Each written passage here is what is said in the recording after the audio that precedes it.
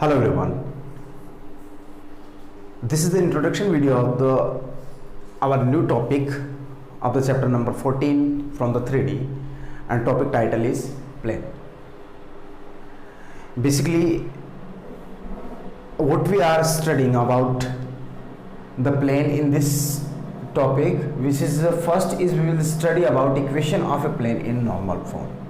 ये वही कंटेंट है जो अपन कंटिन्यूसली डिस्कस करेंगे इस कंप्लीट एक्सरसाइज में और फर्दर एक्सरसाइज में, जो कि हमें क्या क्या डिस्कस करना होगा. First point is equation of a plane in normal form.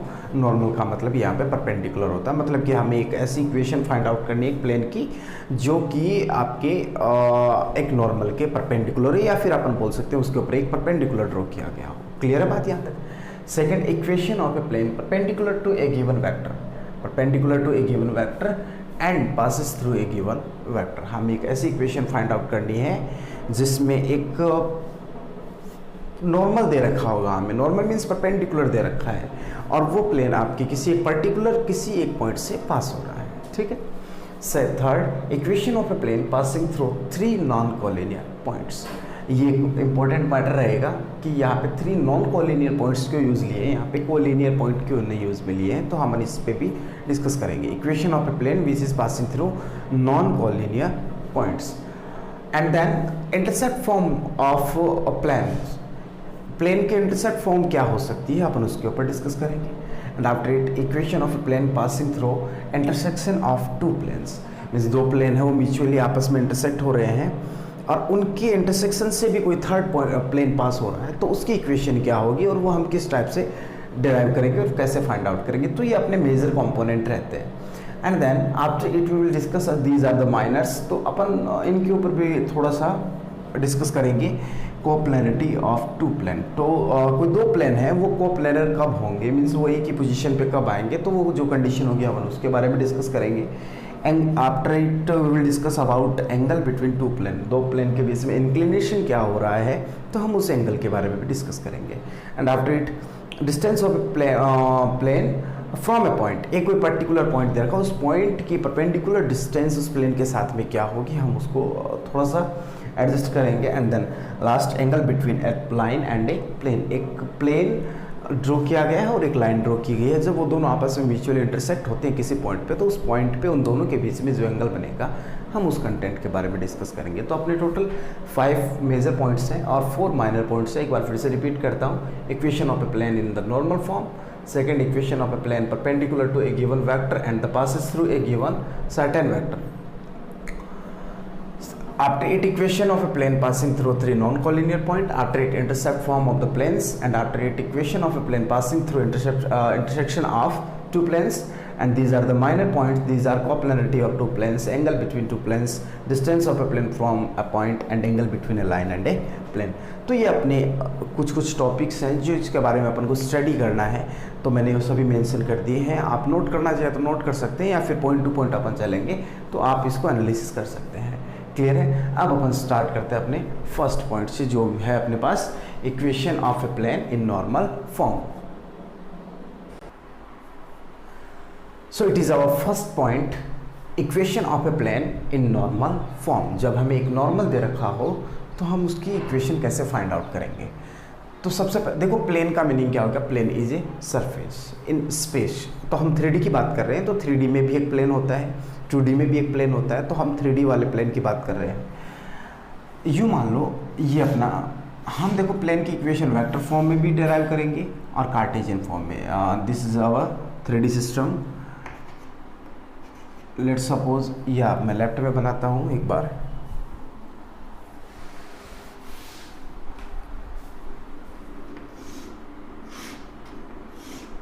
Let's suppose it is x axis, y axis and z axis, and this is our required plane or the given plane. हमें इस plane की equation find out करनी है. ठीक है. It is our origin point. Coordinate of the origin points are 0, 0, 0. Clear है बात यहाँ तक. ठीक है. अब देखो इस प्लेन के ऊपर हमें एक नॉर्मल दे रखा है. नॉर्मल होगा और यहाँ नॉर्मल ओरिजिन से होगा, तो मैंने ओरिजिन से उसके ऊपर परपेंडिकुलर ड्रॉ कर लिया. हो सकता है पॉसिबल, मान लो कि ऐसे कोई प्लेन है, नीचे कोई ओरिजिन है, ऐसे मान लेते हैं, तो यहाँ से इसके ऊपर परपेंडिकुलर ड्रॉ किया जा सकता है. बात समझ में आई यहाँ तक? तो ये परपेंडिकुलर ड्रॉ कर दिया और मैं इस पॉइंट को कंसिडर कर लेता हूँ P से। क्लियर है? और ये जो वेक्टर होगा इसका वो होगा OP, कोई प्रॉब्लम नहीं है। और इसके ऊपर इक्वेशन फाइंड आउट करने तो एक्स वाई जेड कोऑर्डिनेट रहेंगे, तो मैंने कोई मूविंग पॉइंट लिया एक्स वाई जेड और ये पॉइंट ले लेता हूँ मैं a. I hope so you are understanding. आप देखो थोड़ा सा मैं इसका यूनिट वेक्टर क्या, पोजीशन वेक्टर क्या होगा, इसका पोजीशन वेक्टर हो गया OP, यहाँ पे OA और इसका पोजीशन वेक्टर हो गया OP और एक वेक्टर ये हो गया अपने पास AP वेक्टर। तो इसका पोजीशन वेक्टर मैं R से डिनोट कर लेता हूँ, कोई प्रॉब्लम नहीं है। और ये जो डिस्टेंस है और आगे वो लिख देते नॉर्मल फॉर्म एंड डिस्टेंस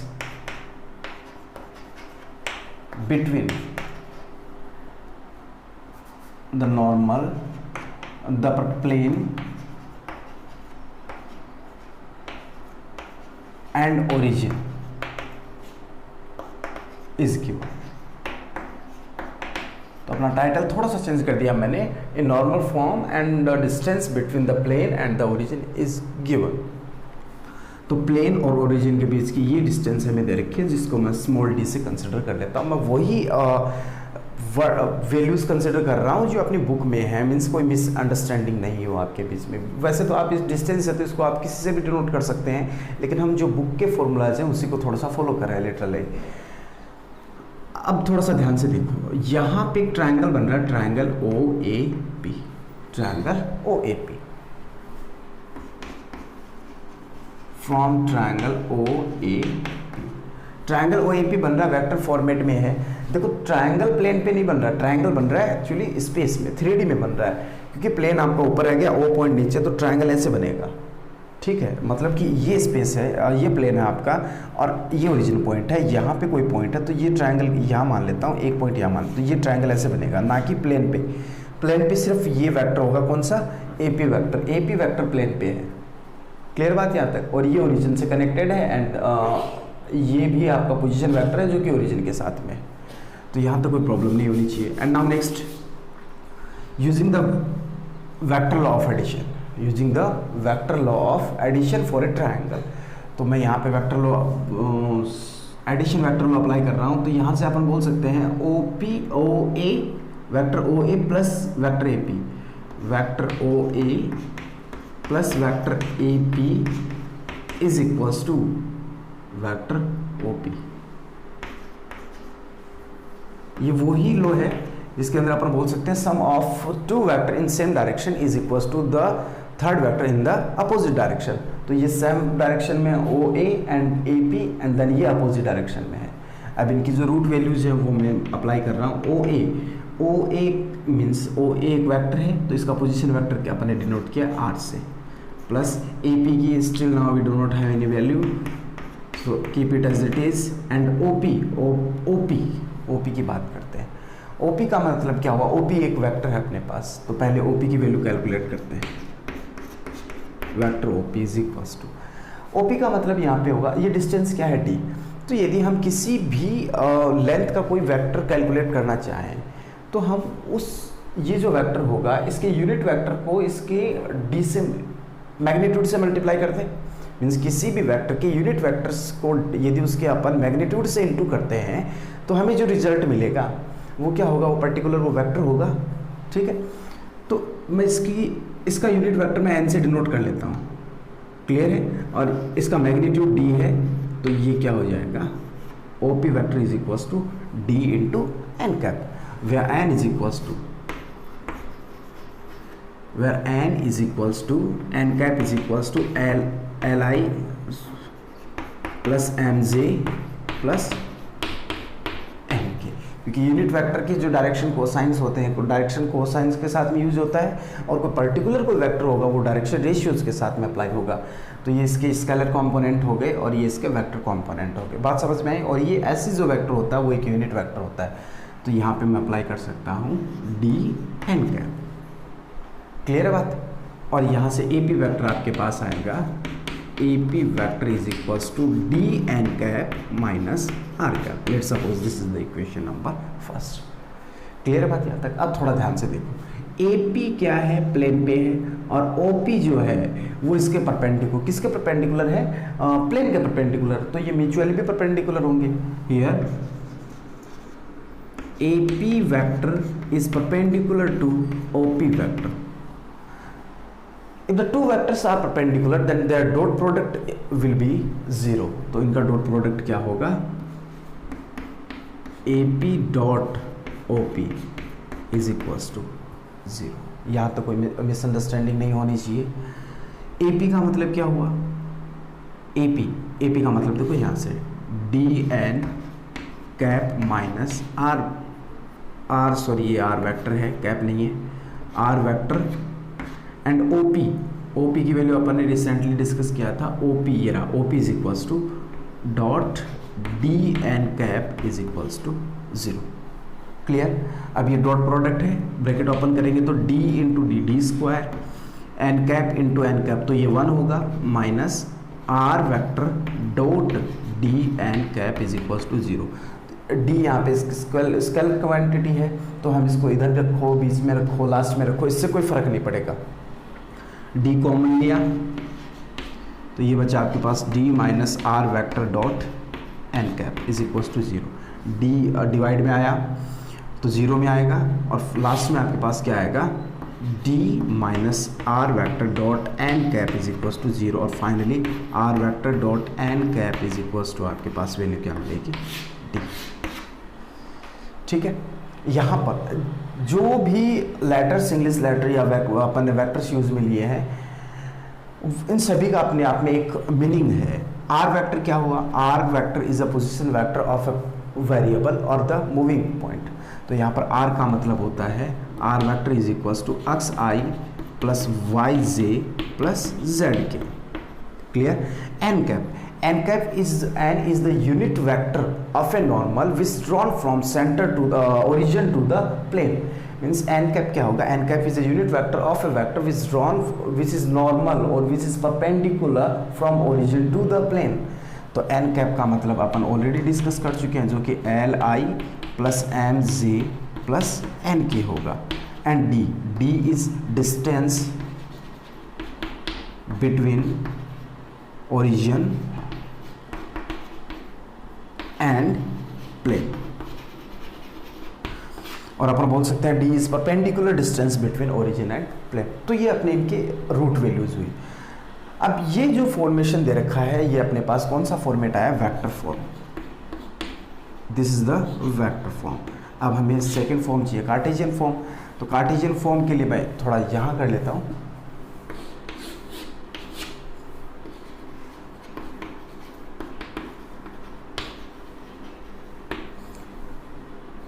इसकी कार्टेशियन फॉर्म जो होगी। अब इनमें क्या होगा, वैल्यू अप्लाई करनी है। कार्टेशियन फॉर्म का मतलब कि ये जो पॉसिबल जो वैल्यूज है सभी वेक्टर्स की अप्लाई है, तो ये आएगा X I plus Y J plus Z K dot N cap is L I M J N K is equals to D. दिखाई दे रहा है ना? हाँ, डॉट प्रोडक्ट में ये से इनटू होगा, तो L X plus M Y plus N Z is equals to result क्या मिला आपको, डी। और ये आपका कौन सा फॉर्मेट हो गया, कार्टेशियन फॉर्मेट। अब ये अपन ने इतना कर लिया है, आप इसको नोट करें। इसके बाद में मैं सेकंड पॉइंट स्टार्ट करता हूँ, और इसके कुछ जो आपके प्रॉब्लम्स फेस करेंगे आप, मैं उसके बारे में डिस्कस करता हूँ। तो एक बार इसको नोट कर लें आप। अब देखो अपने पास अपन ने डिस्कस किया है equation of a plane. Vector form क्या रहेगी इसकी, R vector dot N cap is equals to D. First is this one, ये आपका vector form. Cartesian form, Cartesian form आपके पास होगा L X plus M Y plus N Z is equals to D. अब आप कभी कभी देखो, अब मैं कुछ इक्वेशन अप्लाई कर रहा हूँ। मान लो कि आपके पास यूँ दे दिया, r vector dot N vector is equals to d. एक केस तो ये है। सेकंड केस आपके पास आ जाएगा a x plus b y plus c z is equals to D. अब इनमें और इनमें क्या डिफरेंस है? ये वेक्टर फॉर्मेट है, ये कार्टेशियन फॉर्मेट है, तो देखने से तो कोई भी डिफरेंस नहीं लग रहा है, बस यहाँ पे वेक्टर और यहाँ पे कैप है। तो बस थोड़ा सा इसी को ध्यान में रखना होगा हमें कि ये मैटर क्या है। एक्चुअल में अपन इसको फॉलो करते हैं, तो इसको इसके अकॉर्डिंग कन्वर्ट करेंगे तो हमें किसी भी वेक्टर का यूनिट वेक्टर कैलकुलेट करने का मीनिंग ये पता होता है कि उस पर्टिकुलर वेक्टर को उसके मैग्नीट्यूड से डिवाइड कर दें तो हमें क्या मिलेगा? Unit vector. तो मैं क्या कर रहा हूँ यहाँ पे R dot N vector dot magnitude of N is equals to D upon, दोनों साइड करना होगा। ये क्या? तो ये क्या बन गया? R vector dot N cap is equals to ये जो भी है डी अपॉन। तो ये कंपेयर करें इसके साथ में तो ये इसको फुलफिल करता है, लेकिन इसको इसके साथ कंपेयर करें तो ये तो इक्वल है, चलो मान लिया कि ये इक्वल है, लेकिन ये फॉर्मेट इक्वल नहीं है। इसका मतलब ये हुआ कि ये एन कैप है, ये एन कैप है, ये एन वेक्टर है, ये एक वेक्टर के साथ में इसका मतलब, और ये क्या है? डिस्टेंस है, तो इसका मतलब ये डिस्टेंस नहीं होगी। This is only a constant value, ये सिर्फ एक कांस्टेंट वैल्यू है। अब डिस्टेंस क्या होगी? यदि ये कांस्टेंट है तो फिर डिस्टेंस क्या होगी ओरिजिन से? डिस्टेंस फाइंड आउट करने के लिए हमें क्या करना होगा? इसको एन कैप से डिवाइड करना होगा। तो यदि आपको क्वेश्चन दे रखा और आपने ये जज नहीं किया कि वो जो वेक्टर दे रखा है, जो भी वेक्टर उसके परपेंडिकुलर है या नॉर्मल का जो वेक्टर दे रखा है वो यूनिट वेक्टर नहीं है और आपने डायरेक्टली अप्लाई कर दिया, तो आपका क्वेश्चन रॉन्ग हो जाएगा। तो first of all what you have to do, you have to change the given vector into the unit vector. और सिमिलरली ये कैसे मिला? ये तो इसमें वैल्यू अप्लाई करने पे मिला, वैसे सीधी सी बात है। ये क्या है? एक वेक्टर है, एन वेक्टर। एन वेक्टर का मतलब हुआ यहाँ पे ए I plus B J plus C के, ये होगा, क्योंकि इसके किसी पर्टिकुलर एन कैप के लिए क्या लिखा था अपन ने? L I plus M J plus N K, और एन वेक्टर के लिए अपन क्या लिख रहे हैं? ए I plus B J plus C के। So the scalar component of a unit vector shows always direction cosines. यदि किसी यूनिट वेक्टर के जो स्केलर कॉम्पोनेंट है वो डायरेक्शन कोसाइन डिनोट करते हैं, और किसी वेक्टर, ये वेक्टर है, तो किसी वेक्टर के इसके स्केलर जो कंपोनेंट होते हैं वो उसके डायरेक्शन रेशियोज को डिनोट करते हैं। तो यहाँ पे ध्यान देना, अपन जो भी इक्वेशन फाइंड आउट किया अपन ने वो डायरेक्शन कोसाइंस के साथ में मिली है, ना कि डायरेक्शन रेशियोज के साथ में। तो डायरेक्शन रेशियोज के साथ में आप अप्लाई कर सकते हो, कोई प्रॉब्लम नहीं है, ये भी सही है, ये भी सही है, बट वहाँ पर ये जो है ये कॉन्स्टेंट होगा, ना कि डिस्टेंस। और यहाँ पे क्या है? एक डिस्टेंस है, तो पहले हमें उस डिस्टेंस को, या तो डिस्टेंस को कांस्टेंट में कन्वर्ट करो, या फिर आपके पास जो वेक्टर दे रखा है उसको यूनिट वेक्टर में कन्वर्ट करो, तो आपका जो भी आंसर है वो एग्जैक्ट आंसर होगा। क्लियर है बात यहाँ तक? और ये हम फॉर्मेट मिला हमें इसमें वैल्यू अप्लाई करने पे। तो आर का मतलब हो गया आपके पास एक्स आई plus Y G plus Z K dot N vector. N vector आपके पास ये यहाँ से ये रहा, A I plus B J plus C K is equals to d, और इसको डॉट प्रोडक्ट में आएगा ए एक्स और एक्स जो भी है, a x plus b y plus c z is equals to d. और यहाँ पे ये जो डी है it is only a constant.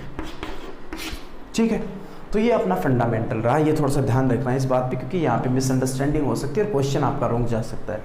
तो मैं अब कोई एक एग्जाम्पल से आपको आइडेंटिफाई करवाना चाहूँगा। तो एग्जाम्पल मैं एक सेलेक्ट करता हूँ।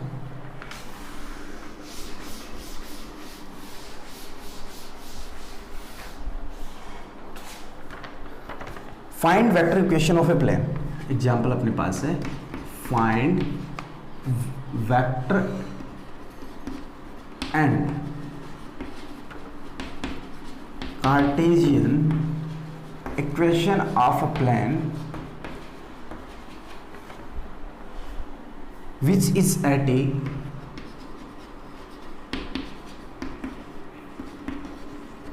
is at a distance of 6/√29 from the origin,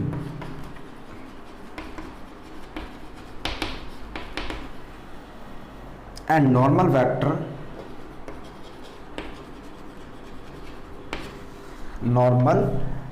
from the origin is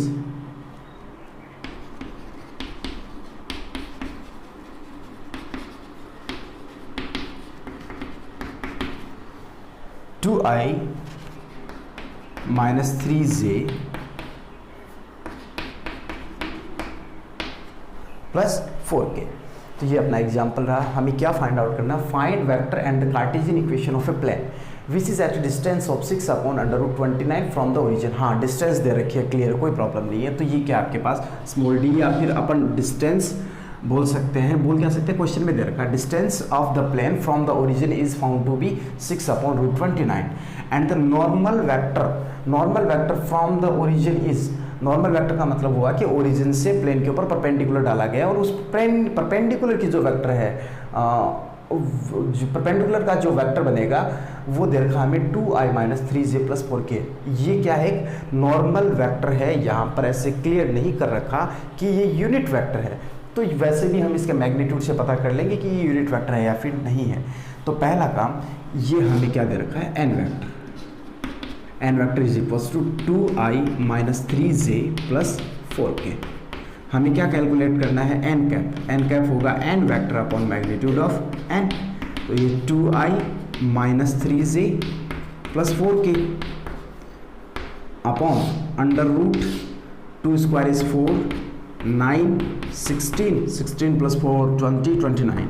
result आया 2/√29i माइनस 3/√29j प्लस 4/√29।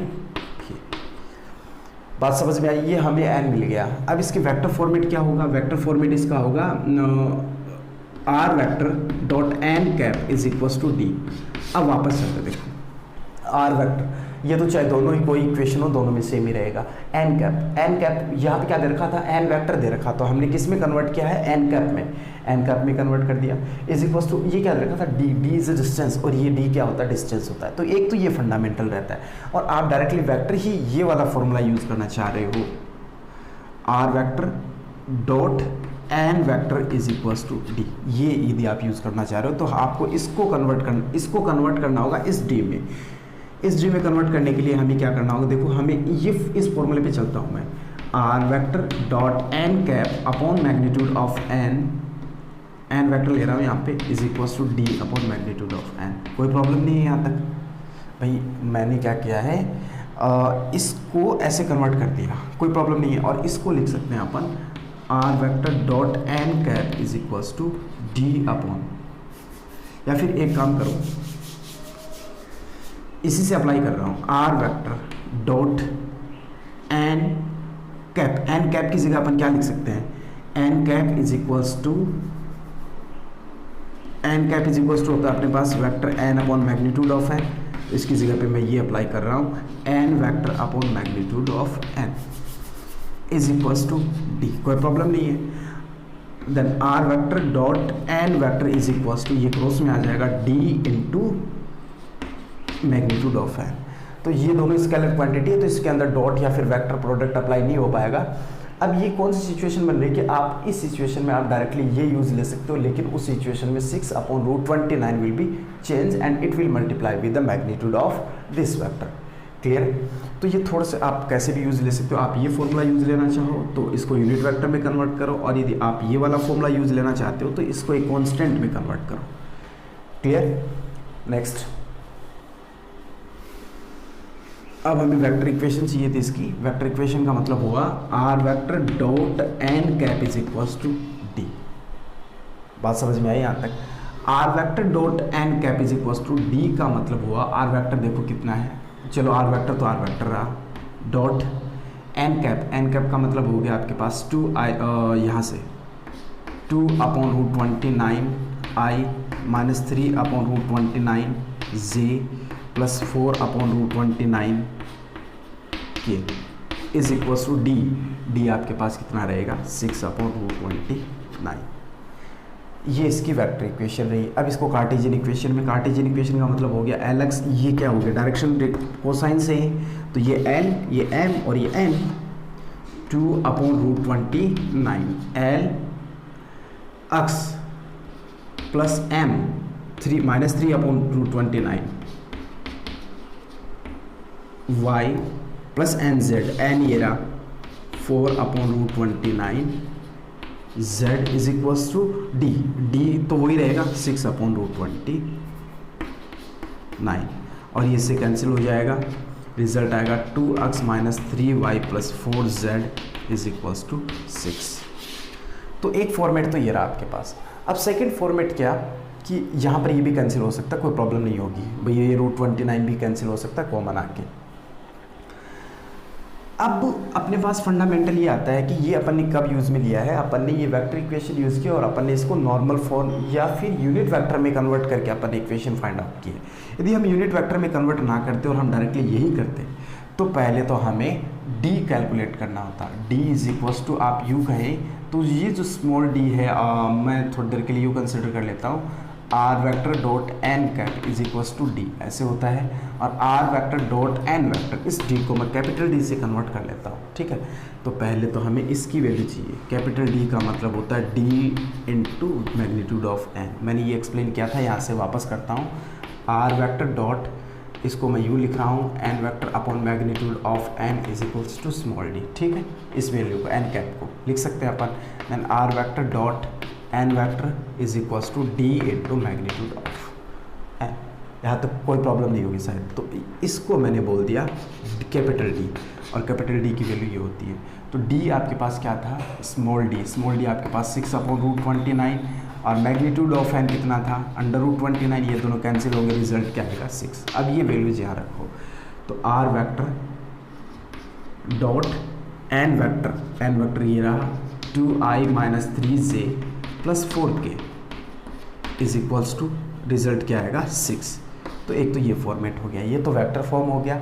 और कार्टेशियन फॉर्म क्या होगा, कार्टेशियन फॉर्म होगा आपके पास ax plus by plus cz is equals to, इसको भी कैपिटल डी ही consider कर लेता हूँ क्योंकि ये मैं दूसरी ये डायरेक्शन रेशियोज के साथ में कर रहे हैं अपन, और वो पीछे वाली क्या थी डायरेक्शन कोसाइंस के साथ में। तो ax plus by plus cz, a का मतलब हो गया डायरेक्शन रेशियोज जो कि आपके पास है यहाँ से 2 minus 3 4 2x minus 3y plus 4z and capital D आपने रिसेंटली फाइंड आउट किया है जो कि कितना होगा 6।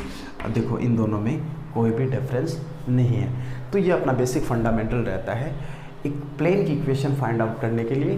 The given equation of a plane in normal form and the distance between the plane and the origin is given. तो आपको क्या क्या याद रखना होगा, एक तो यहाँ पे देखो इम्पॉर्टेंट नहीं है कि वैसे तो इस हर एक चैप्टर के इंट्रोडक्शन अपने आप में यूनिक होते हैं, ये भी अपने आप में एक यूनिक चैप्टर टॉपिक है, तो इसके खुद के सारे डेरिवेशंस होंगे। लेकिन एक तो ये होता है कि हमने फॉर्मूलाज डायरेक्टली लर्न कर लिए, बस ठीक है, अपना मेन टारगेट रहता है कि हम फॉर्मूलाज पे फोकस करेंगे। But by the way you will forget in the examination, then you can derive the formulas easily. बस आपको थोड़ा सा मेथड का आइडिया होना चाहिए और इनके रूट वैल्यूज़ के बारे में पता होनी चाहिए कि भाई यहाँ पे एन कैप क्या है, आर वेक्टर का मीनिंग क्या होता है, एन वेक्टर का मतलब क्या होता है, डिस्टेंस क्या होती है, नॉर्मल का मीनिंग क्या होता है। ये सभी चीज़ें छोटी छोटी बातें हैं, यदि आप इजीली कवर अप करते हो तो ये आपके लिए भी इजी रहता है और आपका डेरिवेशन भी इजी बनता है। लेकिन बस ध्यान रहे कि हमें डेरिवेशन जो भी डेरिवेशन हो उसका हमें बेसिक फंडामेंटल थोड़ा सा अपने माइंड में आइडिया होना। So make practice on it regularly, और एक बार प्रैक्टिस करोगे तो फिर सेकंड टाइम आप खुद से कॉन्फिडेंट हो जाओगे कि हाँ आई कैन डू। अब दूसरा ये रहता है कि ये सभी जो डेरिवेशंस होते हैं ये 3D और प्लेन, 3D में जो रिसेंटली अपन ने लाइन के बारे में जो डिस्कशन किया था और अपन अभी प्लेन चल रहे हैं, तो ये कम्प्लीटली हाँ उनके जो रूट मीनिंग, जैसे आर वेक्टर का मतलब वहाँ पर भी xi plus yj plus z के होता है, वहाँ पे डायरेक्शन रेशियोज वही होते हैं और यहाँ पर भी डायरेक्शन रेशियोज का मीनिंग वही होगा। Direction cosines, the definition of the direction cosine will be remain same, so there is no changes. बस इनकी कुछ जो इनकी प्लेन के लिए जो खुद की इक्वेशंस है वो चेंज हो जाएंगे, इनकी जो कंडीशंस है वो चेंज हो जाएंगे, criterias will be change, that's all. So okay student, I hope so it's enough for the today's class. Suppose the video are noted down.